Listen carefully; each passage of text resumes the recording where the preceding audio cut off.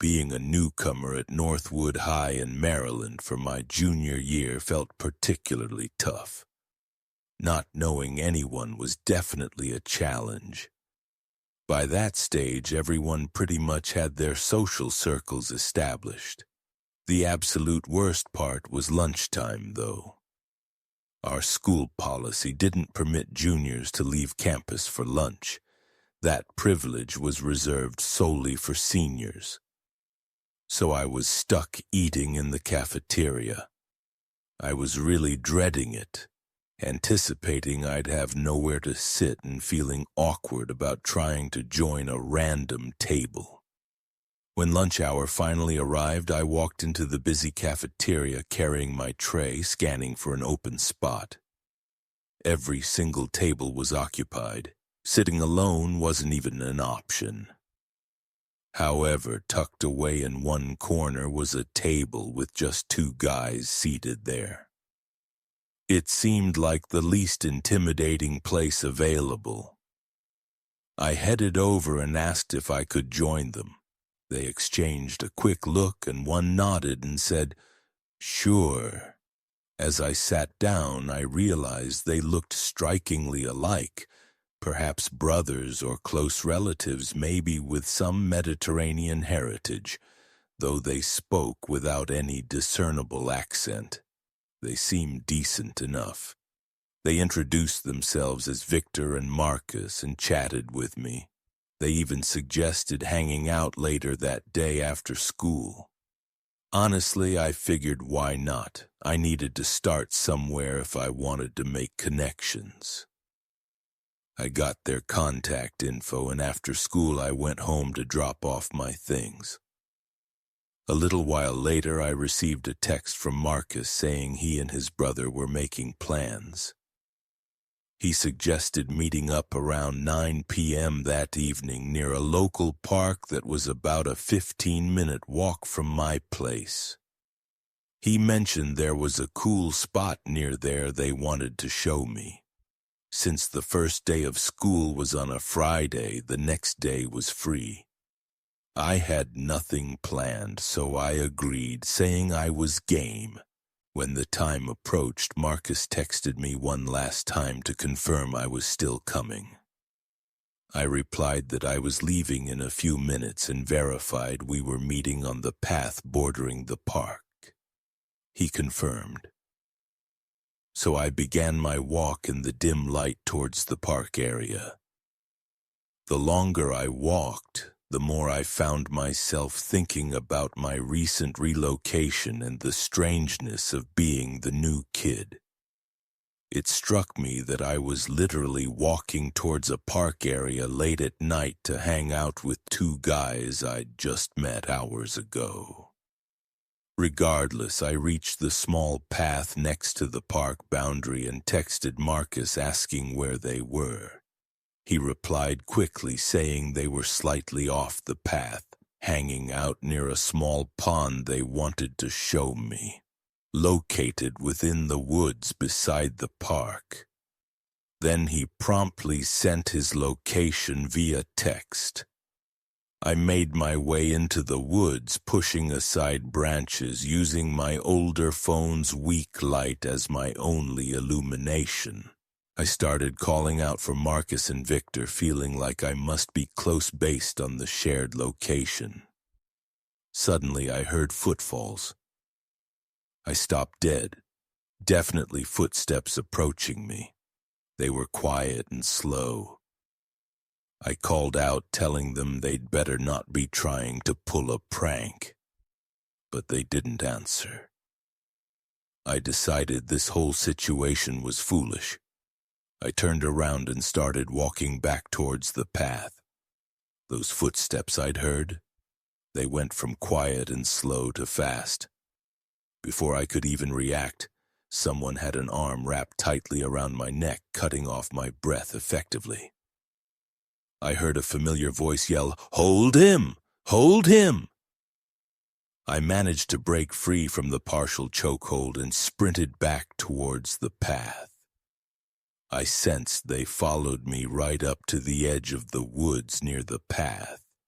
I was faster than them and I could run for a long distance, which is exactly what I did. I ran straight home and immediately told my parents.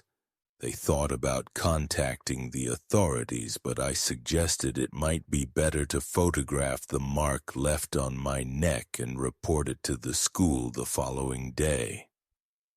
That's what we decided to do.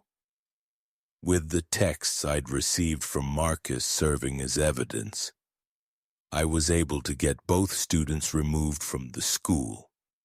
My parents insisted I block their contact numbers. I didn't put up any argument about that. My parents were concerned about them knowing our address, and I told them honestly that I didn't believe they did as far as I was aware. Anyway, about a week or so later, late one evening, I woke up feeling very cold in my room. I heard the sound of wind rushing in and looked towards the window to see it was wide open.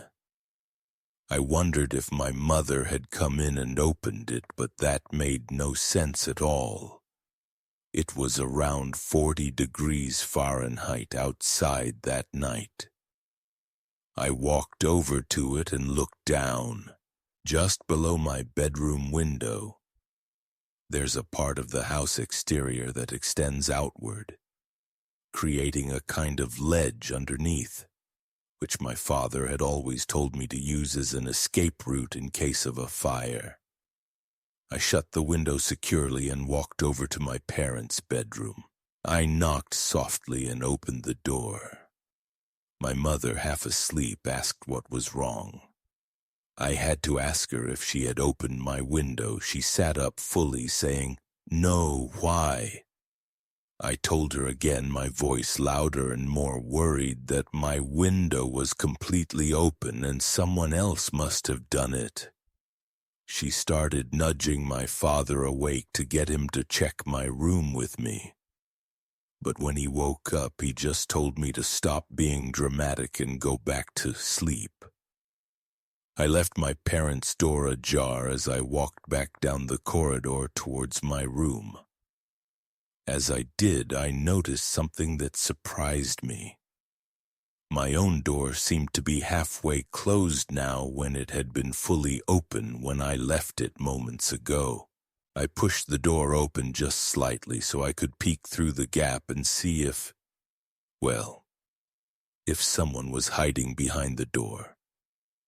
Although the possibility had crossed my mind, I never genuinely expected to see it.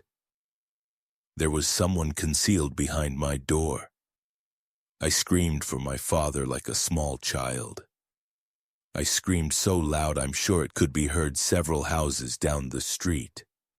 My door suddenly slammed shut just as my father came rushing out of his room towards me. I yelled, "There are people in my room!" So he burst into the room and flicked on the light switch. At that moment, we saw the lower half of a person disappearing out my window. My father ran to the window, then dashed downstairs and out the front door to try and pursue them. But he came back a few minutes later, breathless, saying he hadn't seen anyone.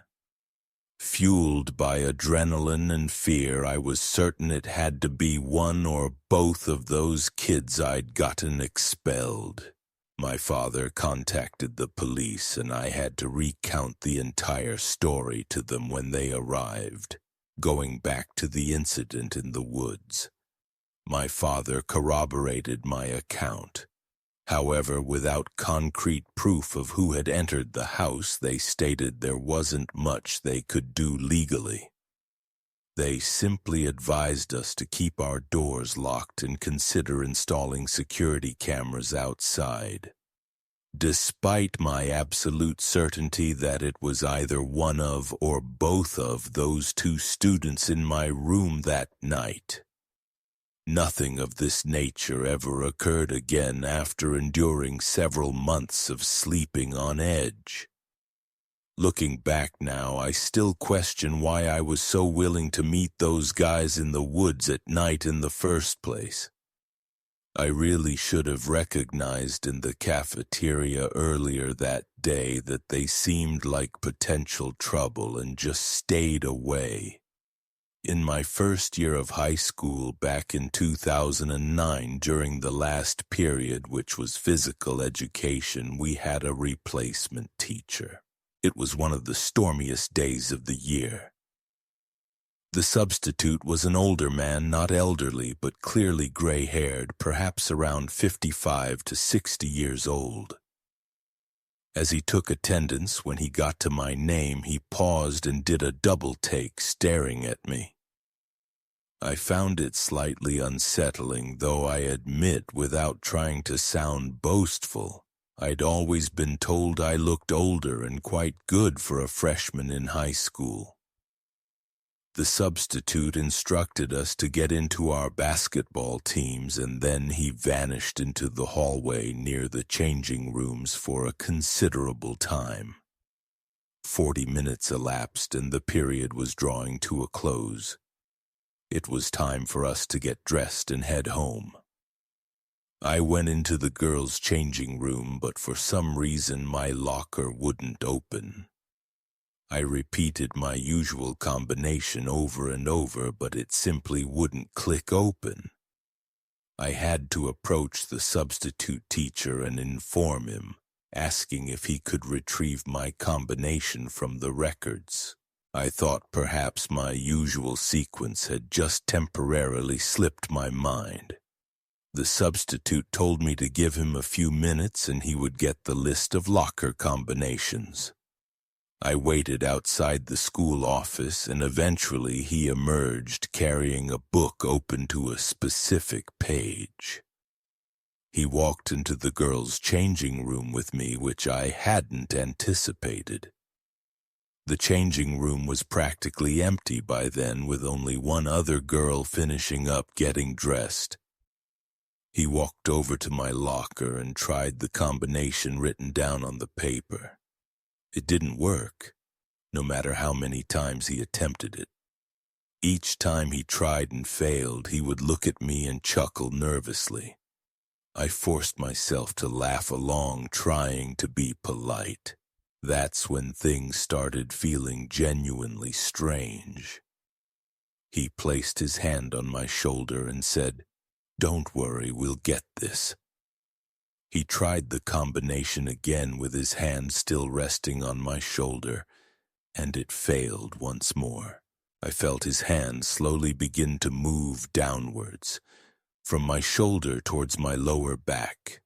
I instinctively pulled away and grabbed my school bag, saying, "It's okay, I'm really late for my bus." He attempted the combination on the locker one final time, and this time it opened. He gave a brief smile and walked away. I waited until I heard the changing room door close behind him and then proceeded to get dressed as quickly as possible. Suddenly, the room plunged into darkness. I finished pulling up my trousers and quickly shoved my belongings into the locker in the dark. I threw my backpack on and started making my way towards the back exit of the changing room, which led outside. I had a growing fear that the substitute might be waiting right by the door for me. I was getting a distinctly predatory vibe from him. When I reached the end of the specific aisle of lockers I was in, I was at the intersection of two rows. I needed to turn left to get to the exit door, but naturally I glanced to the right first, just to make sure the way was clear.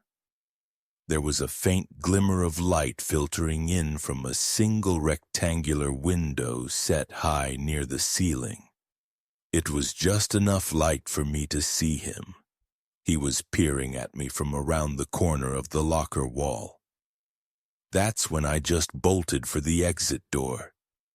He came rushing up behind me saying, wait, it's not what it looks like." I ran outside into the pouring rain off the school grounds and walked the rest of the way home. That walk gave me time to process what had just happened. By the time I arrived home completely soaked, it dawned on me.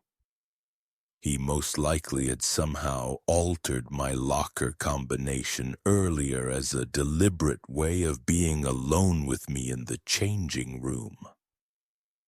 As for what he might have intended to do when he turned off the lights, I've honestly never wanted to allow myself to imagine it.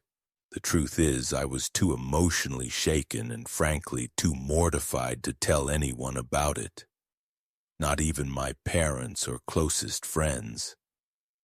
It was something I've simply kept to myself all these years because, quite truthfully, I still don't feel comfortable discussing it with people. When I was in secondary school, I was part of the music program. At my school, the band was essentially one of the main options available for a creative subject, alongside orchestra or choir. So I opted for the band. Our band director, Mr. Harrison, had a straightforward grading system. As long as you attended class and completed your required weekly practice sessions, you'd earn an A. Sadly, near the end of one term, I had missed 2 of those practice sessions. Consequently, my grade was hovering at a B. I approached him after class to ask if there was any way I could make up the missed practices. Although he seemed hesitant at first, he agreed to let me come in during a lunch break and practice in one of the downstairs storage areas to get credit for a session. I was perfectly happy with that arrangement, primarily because realistically I probably just planned to play games on my phone anyway instead of genuinely practicing. I arrived at the main music room area during my designated lunch period the following day, collected my percussion instrument and headed down the stairs located outside the music room towards the basement section of the music department.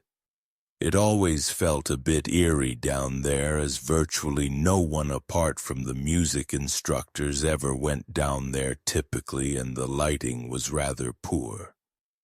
I had only been down there a couple of times before that day. Anyway, I walked down the hallway, and on either side were numerous doors leading into small rooms, perhaps around 6 by 6 feet in size.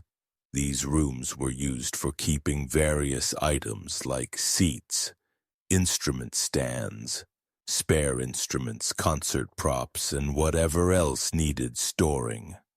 I stepped into one of the rooms and closed the door behind me. I set up my practice stand and some sheet music, just in case Mr. Harrison happened to come downstairs to check up on me, but truly I had no intention of actually practicing. I started playing games on my phone, and then total darkness. It was as dark as it could possibly get, except for the small glow from my phone screen. I instinctively glanced over at the light switch for the room and flicked it up and down a few times, but that did nothing. I stumbled slightly as I got up from my seat to open the door, only to find more darkness in the hallway. I held my phone out in front of me to provide a little light for the hallway, even if it was just a weak illumination. I think I had an older type of smartphone back then, and those models didn't have proper flashlights built in. Nevertheless, that faint glow from my phone was enough to see that one of the doors near the far end of the hall was slightly ajar. Then I heard something being dragged within that room, like one of the large, heavy equipment trunks. There was also agitated breathing followed by low, animal-like grunts. Following that, I saw a large equipment trunk being pushed out of that room into the hallway. The moment I saw this, I quickly turned off my phone screen. I retreated back into the room I had just been in. I closed the door as quietly as I possibly could. I'm not entirely sure what my reasoning was in that exact moment for deciding to conceal myself, but I think the combination of the peculiar sounds I was hearing from this person and the sudden power cut made me extremely wary of remaining in the hallway. Whoever it was, they were positioned near the stairwell, effectively blocking my exit.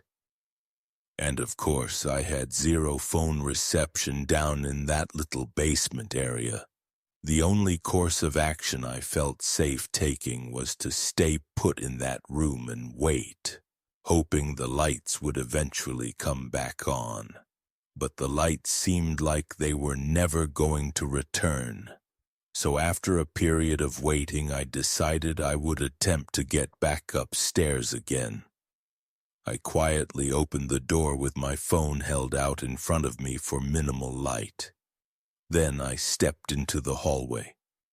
I crept forward a little closer towards where the stairs were located, and I heard something again. I quickly slipped into the very next closest room that had its door slightly open and closed it gently. I still wasn't certain who or what I was hiding from. Could it have been a staff member or a custodian?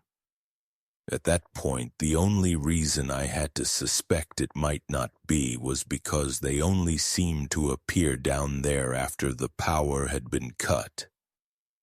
I stood in that room in complete darkness, relying solely on listening and waiting for any further sound from outside. But you know how when you're in a confined space with someone else, even if you don't explicitly hear them, you can sometimes just sense their presence. That's the feeling that suddenly came over me standing in that pitch-black room. I raised my trembling hand and pressed the home button on my phone to turn on the screen for just a fraction of a second. That fleeting light was enough. I saw someone standing in the corner of this small storage room less than a meter away from me. I quickly pretended I hadn't seen anything, but it was too late. That's what I heard next, breaking the silence. Then a hand patted my shoulder twice and started to squeeze. I essentially lunged for the doorknob, fumbling to locate it at first, but managing to pull the door open when I did.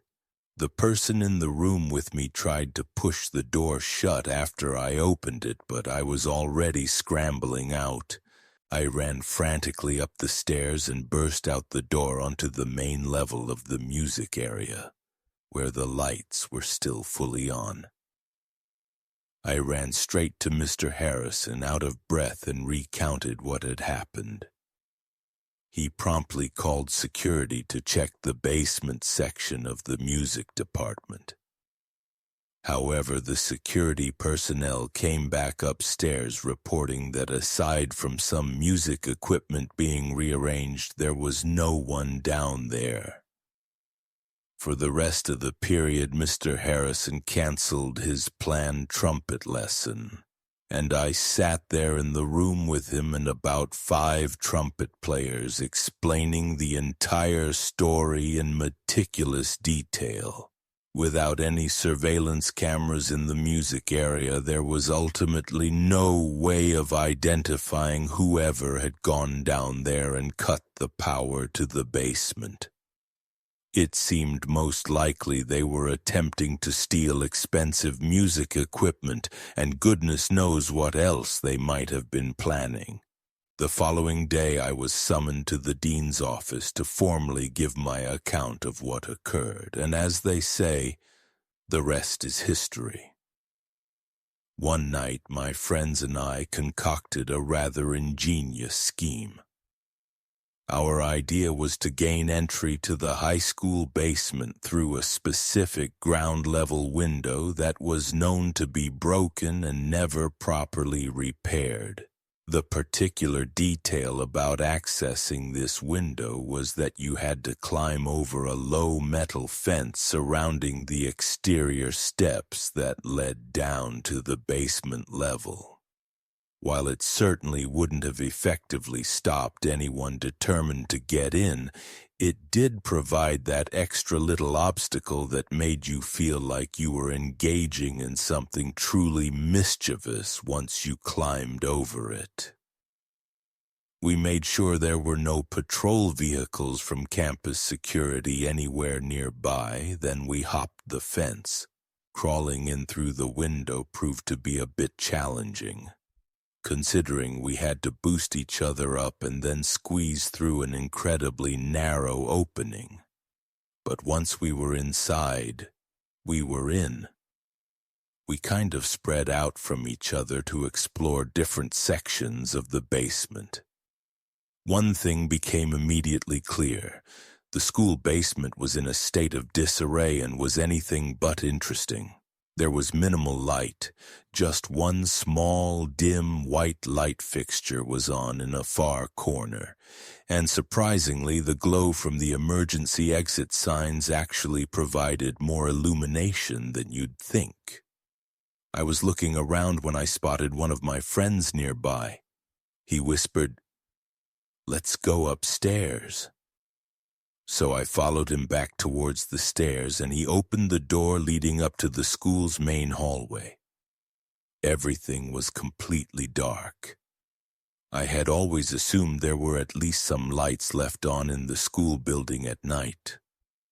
But no, not a single light was illuminated, and all that really stood out as far as the eye could see were the various exit signs glowing red. I followed my friend down the hall and remember saying something like, "Man, this is really creepy." And he responded dismissively, like it was no big deal. He didn't realize just yet, nor did I. I followed my friend towards the restroom and he went into one of the stalls. I whispered impatiently, "Hurry up." I waited for a while, then my phone started to ring. I answered it, and it was one of my other friends, Mark. He asked, "Where on earth did you go?" I told him I was upstairs with either Ryan or Scott, the names of my other friends. He replied, "What are you talking about? They're right here with me." And right after, both Scott and Ryan said hello, apparently on speakerphone. I stammered out the word "I" and stopped, desperately trying to make sense of things. Then there was a sound, laughter coming from the stall. Not the laugh of any of my friends. I looked up towards the stall.